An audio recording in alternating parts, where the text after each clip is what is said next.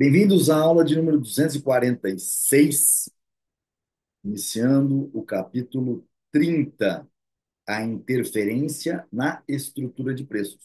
Então, continuamos na parte 6 do livro, intervencionismo. Encerramos o capítulo 29, que tratava da restrição da produção através do intervencionismo, correto? E agora estamos entrando no capítulo 30, a interferência na estrutura de preços. Item 1, o governo e a autonomia do mercado. Como sempre estamos fazendo, compartilhando diretamente do PDF. Vamos lá. Como dissemos, capítulo 30, a interferência na estrutura de preços. Item 1, o governo e a autonomia do mercado. A interferência na estrutura de preços do mercado significa que a autoridade pretende estabelecer preços para as mercadorias, serviços e taxas de juros diferentes dos que existiriam no mercado não obstruído. O governo decreta ou autoriza tácita ou explicitamente determinados grupos de pessoas a decretar preços e taxas que passam a ser considerados como máximos ou como mínimos e utiliza o poder de coerção e compulsão, que é papel monopolista do Estado, para fazer com que tais decretos sejam obedecidos. Então, o governo decreta ou autoriza, tácita, né, ou tácita e explicitamente, determinados grupos de pessoas. Então, o governo decreta preços e taxas que passam a ser considerados como máximos ou mínimos e utiliza o poder de coerção e compulsão para fazer com que tais decretos sejam obedecidos. Ao recorrer a tais medidas, o governo pretende favorecer ou o comprador, no caso de preços máximos, ou o vendedor, no caso de preços mínimos.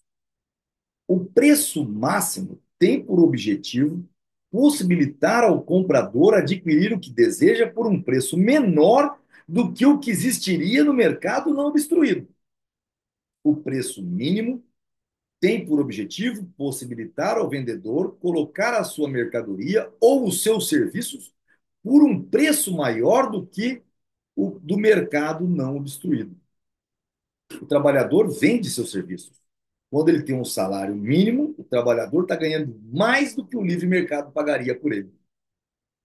Os grupos, os grupos a serem favorecidos pelas autoridades serão escolhidos em função do balanço das forças políticas. Às vezes, os governos recorrem a preços máximos, outras vezes a preços mínimos para várias mercadorias. Em relação aos juros, nunca recorreram à fixação de taxas mínimas, pelo menos historicamente. A interferência tem sido sempre no sentido de estabelecer taxas máximas. A poupança, o investimento e a atividade bancária sempre foram vistos com desconfiança, por incrível que pareça. Se essa interferência nos preços das mercadorias, dos salários e das taxas de juro abrangesse todos os preços, salários e taxas de juro, ela equivaleria à substituição da economia de mercado pelo socialismo modelo alemão. Todo mundo ainda acreditaria estar vivendo fora do socialismo, com determinações de você é o presidente de tal empresa, mas com tudo regulado. A gente chama isso de socialismo de Hindenburg, ou socialismo de Hindenburg, ou socialismo germânico, ou socialismo alemão. A social, o social-trabalhismo nazista, né? Era isso. Assim sendo, virtualmente desapareceriam o mercado, a troca interpessoal, a propriedade privada dos meios de produção, a atividade empresarial e a iniciativa privada. O indivíduo já não teria possibilidade de, isoladamente, influenciar o processo de produção.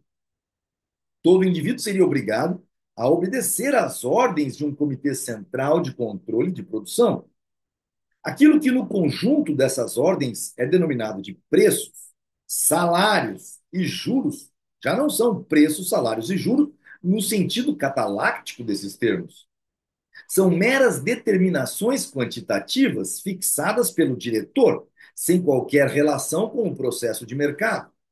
Se os governos que recorrem ao controle de preços e os reformistas que os apoiam tivessem apenas a intenção de implantar um regime socialista modelo alemão, não haveria necessidade de a ciência econômica dedicar atenção especial ao controle de preços. Bastaria referir-se ao que já foi dito na análise do socialismo. Muitos partidários da interferência governamental nos preços continuam a se confundir em relação a esse problema.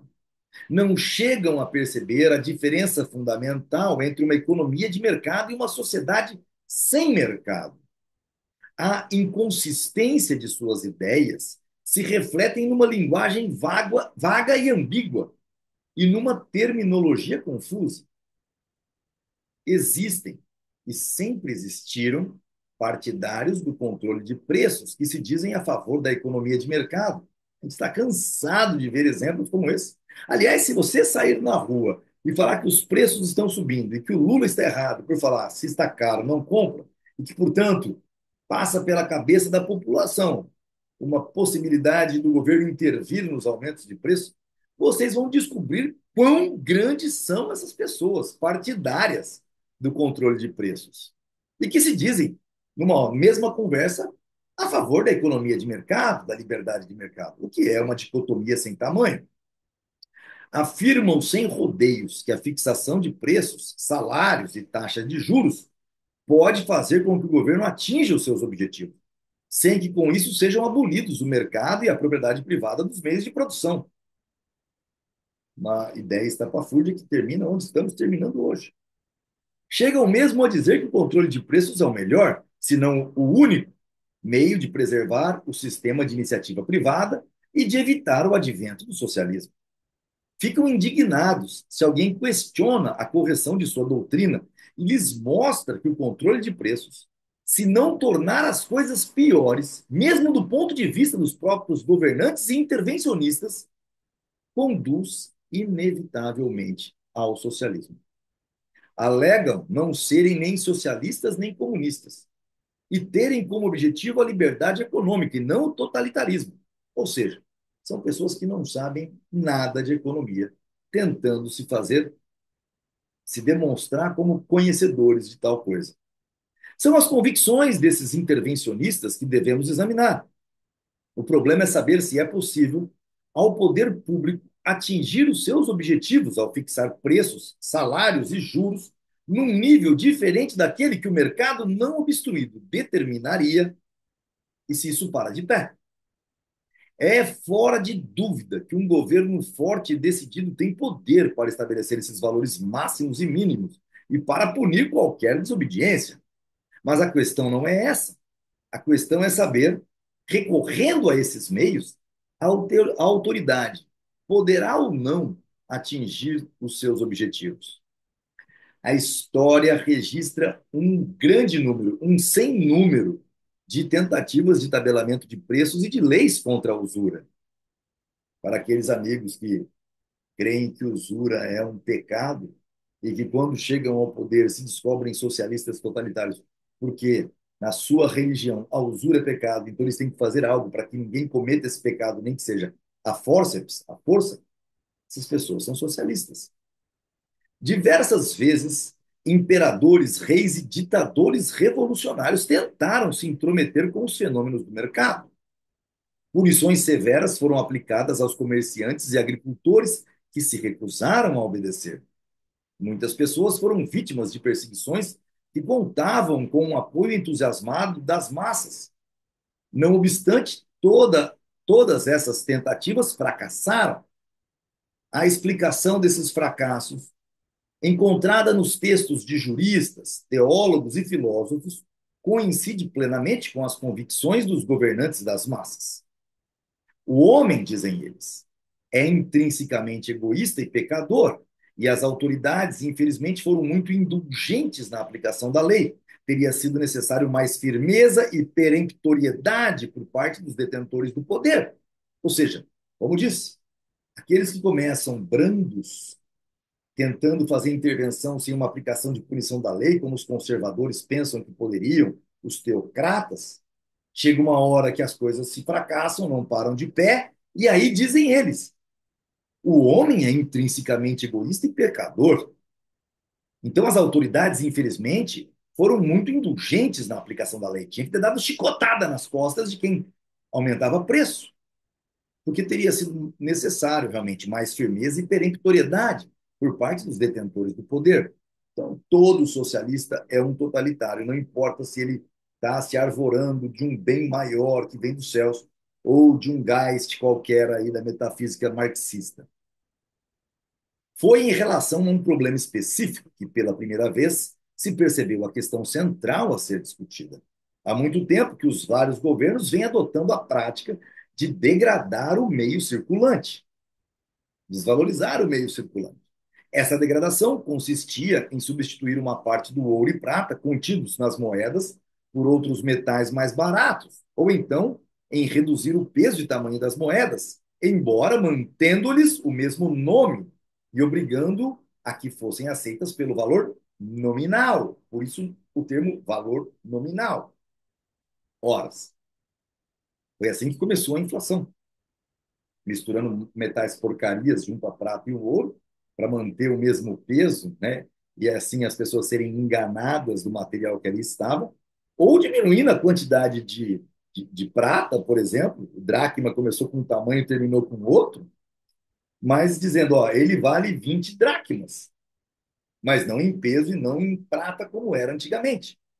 Pois bem, mais tarde os governos tentaram impor aos seus súditos idêntico constrangimento, obrigando-os a aceitarem uma taxa de câmbio entre ouro e prata e também a aceitarem a moeda bancária, credit money, e o papel moeda como equivalentes à moeda metálica. Nos últimos séculos da Idade Média, os precursores do pensamento econômico, ao investigarem quais as razões que faziam fracassar todas essas tentativas, descobriram uma regularidade que mais tarde viria a ser denominada de Lei de Grisham. Haveria ainda um longo caminho a percorrer, desde a primeira percepção isolada até o ponto em que os filósofos do século XIII se deram conta da existência de uma interconexão de todos os fenômenos de mercado. Ao descreverem os resultados de suas investigações, os economistas clássicos e seus sucessores recorreram algumas vezes a expressões idiomáticas que poderiam ser facilmente mal interpretadas por quem assim o desejasse. Usaram, de vez em quando, a expressão impossibilidade de controle de preços. O que, na realidade, queriam dizer era não que fosse impossível adotar tais medidas, mas que elas não conduziriam aos objetivos pretendidos pelo governo e tornariam as coisas ainda piores em vez de melhorá-las. A sua conclusão foi a de que essas medidas eram não só ineficazes, mas contraproducentes. É preciso se dar conta de que o problema de controle de preços não é apenas um dos problemas a ser tratado pelos economistas. Não é um problema em relação ao qual possa haver opiniões diferentes entre os economistas. A questão central, na verdade, é a seguinte: existe algo que se possa chamar de ciência econômica? Existem regularidades na sequência e na interconexão dos fenômenos de mercado? Quem responder negativamente a essas duas questões estará negando a própria possibilidade, racionalidade e existência da economia enquanto ramo do conhecimento humano. Estará retornando para as crenças em vigor ao tempo em que ainda não existia a economia como ciência.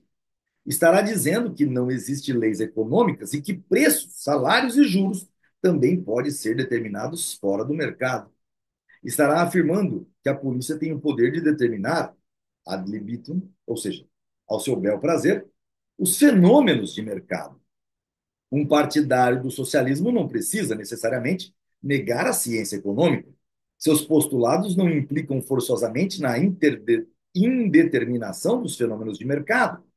Mas o intervencionista, ao defender o controle de preços, está inevitavelmente invalidando a própria existência da economia.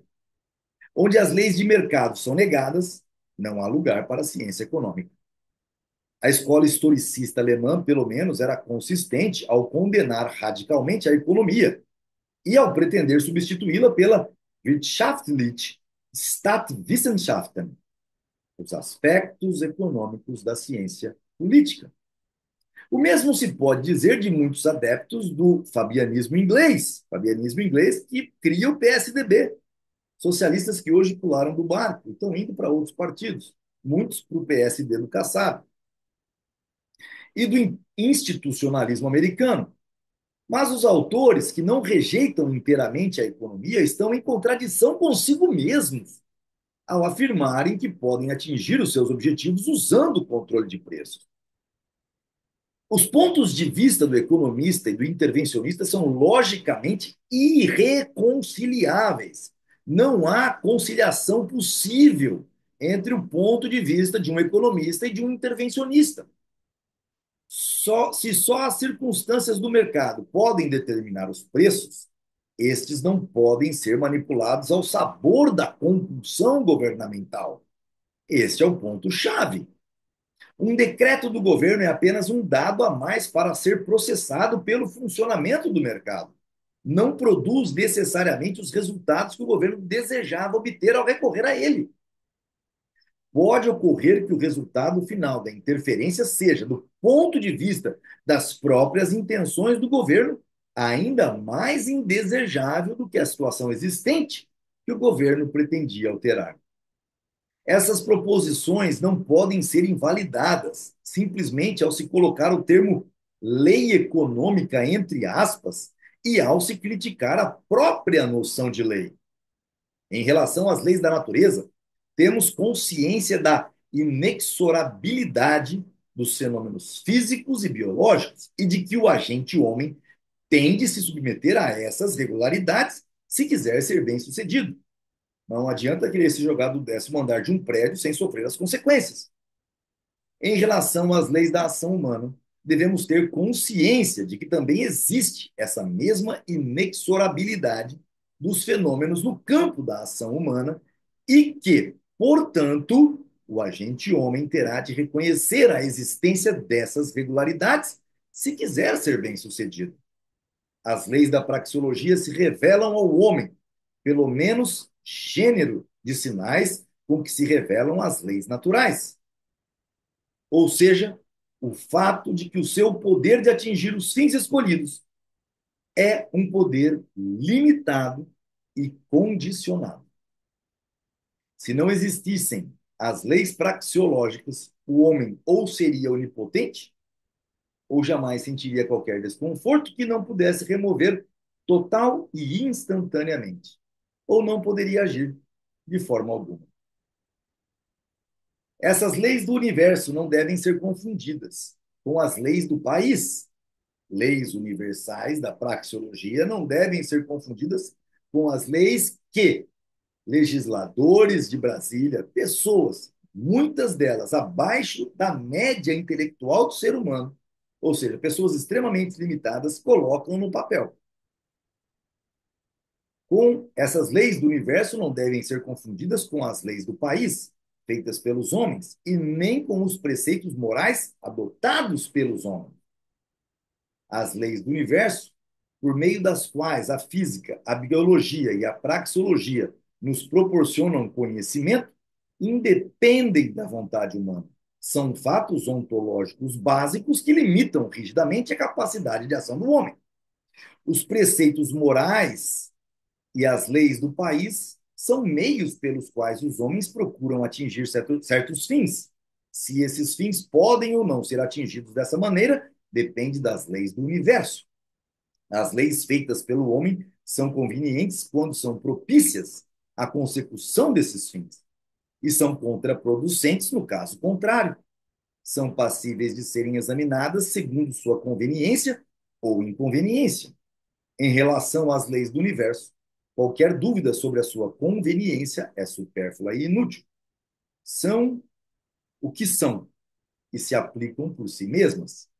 Sua violação é automaticamente punida, mas no caso das leis feitas pelo homem, são necessárias sanções especiais para sua implementação. As leis praxeológicas são universais, são válidas universalmente, assim como são a lógica. Leis morais depende de sanções especiais para sua implementação. Só os loucos se atrevem a desrespeitar as leis físicas e biológicas, mas é muito comum desdenharem-se as leis praxeológicas. Os governantes não gostam de admitir que o seu poder possa ser limitado por leis outras que não as da física ou da biologia. Nunca atribuem seus fracassos e frustrações à violação das leis econômicas. No repúdio ao conhecimento econômico, a escola historicista alemã tem um lugar de destaque. Seus catedráticos consideravam inaceitável a ideia de que seus majestosos ídolos, os Hohenzollern, eleitores de Brandemburgo e reis da Prússia, não fossem onipotentes. Para refutar os ensinamentos dos economistas, exumaram velhos documentos e compilaram numerosos volumes a fim de historiar os feitos administrativos destes gloriosos príncipes. Essa, escreveram eles, é uma abordagem realista dos problemas do Estado e do governo. Nossos trabalhos, diziam eles, baseiam-se em fatos verdadeiros e na vida real e não nas abstrações anêmicas e generalizações vagas dos doutrinadores britânicos. Na verdade, o que está transcrito nesses pesados tomos é um extenso registro de políticas e medidas que falharam exatamente porque não levaram em conta a lei econômica, tanto assim que não perduraram. Não existe uma coleção mais alentada de eventos típicos do que a contida na Acta Borússica. Acta Borússica, nome dado aos tomos que contêm uma coleção oficial de documentos relativos à história dos eleitores de Brandemburgo e dos reis da Prússia. Foram preparados sob a supervisão de Gustav von Schmoller, 1838-1917, um líder da escola historicista. Borússia era o nome original da região que viria a ser a Prússia, extraído de onde? De Mrs. fez mais fácil. Mrs. made easier, certo? Nota do produtor, do tradutor. Entretanto, a ciência econômica não se pode contentar com um arquivo de casos práticos, por mais abundantes que sejam. Precisa examinar cuidadosamente a maneira pela qual o mercado reage para a interferência do governo na estrutura de preços. E encerramos aqui o item 1, primeiro item do capítulo 30, que vocês já viram que o negócio começa a pesar bastante nas costas de todos os governantes mundo afora hoje. Trumpismo, seja quem for, exceto Milley, mas todos os intervencionistas mundo afora. Quem pesa mais no intervencionismo ferra mais o país. Quem pesa menos, ferra menos. Esse é o ponto. Muito obrigado a todos. Até nossa próxima aula.